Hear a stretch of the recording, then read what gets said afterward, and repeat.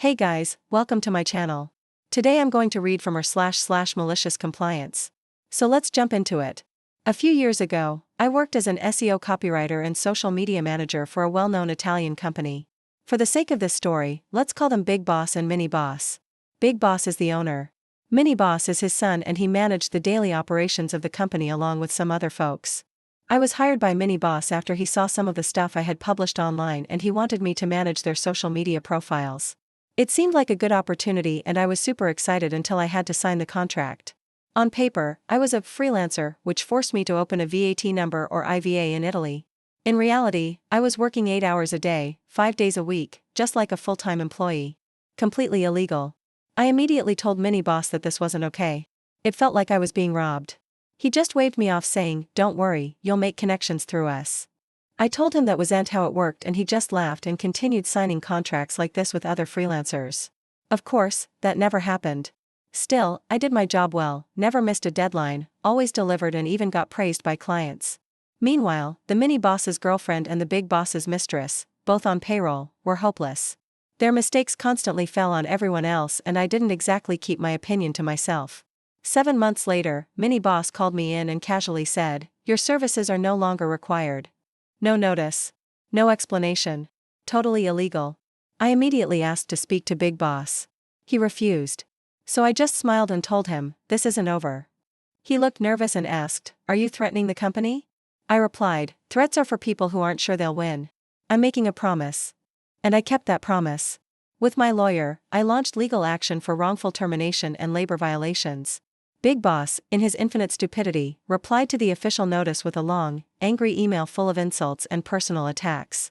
More evidence for me. Thanks, genius. A couple of weeks later, my lawyer told me to relax because he had already contacted all the people that I had been working with, including the mistress and the girlfriend, told them about the lawsuit and asked them to send any kind of chat they had with the boss or anyone else from the company that could prove what we were saying. In the meantime, I did the same with my colleagues. About 2 months later, we all met again at my lawyer's office. I brought the second part of the dossier that my colleagues had given me and it was way thicker than the first one. My lawyer was over the moon. The next step was the hearing. I submitted a 200-page dossier of chats, emails, invoices, photos, everything.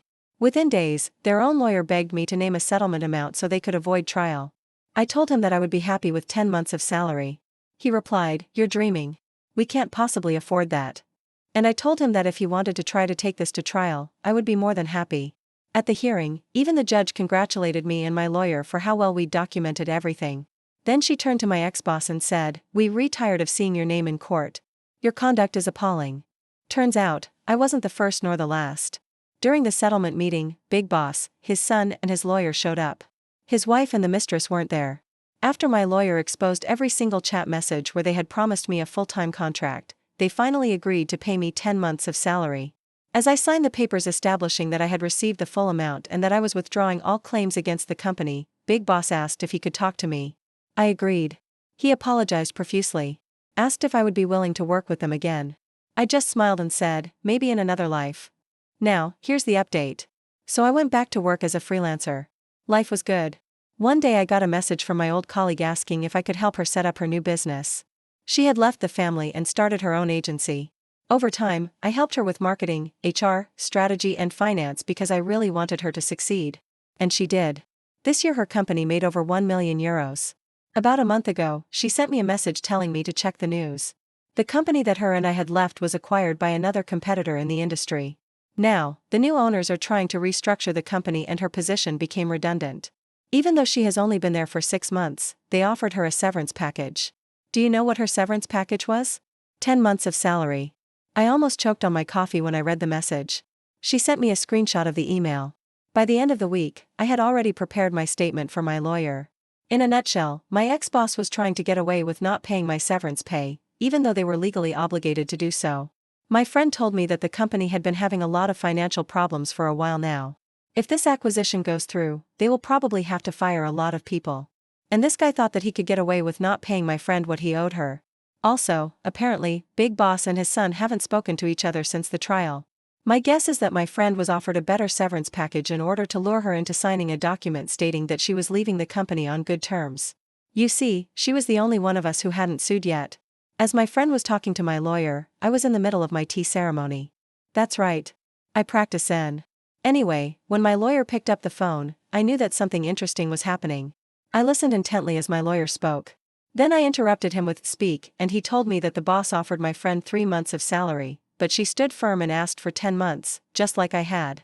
They eventually agreed to pay her 8 months of salary and asked her to come to the office to sign the documents. Instead, she went to my lawyer's office.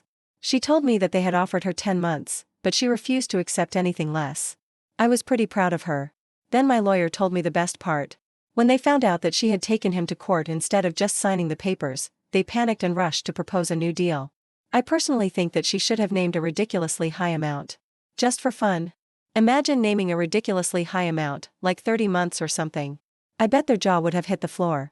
But then again, maybe not. They seem like they would have been totally unfazed by that. Who knows? Anyway, after my friend told me about the offer, I told her to stand firm. This time, Big Boss himself called her and asked her to reconsider. She cut him off politely and said that she would see him in court. Then she hung up. So that's a wrap for today's malicious compliance. I hope you enjoyed that one. I certainly had fun reading it. If you like this content, check out my podcast where I publish the exact same episodes. Also hit that subscribe button because I put out new Reddit videos every single day.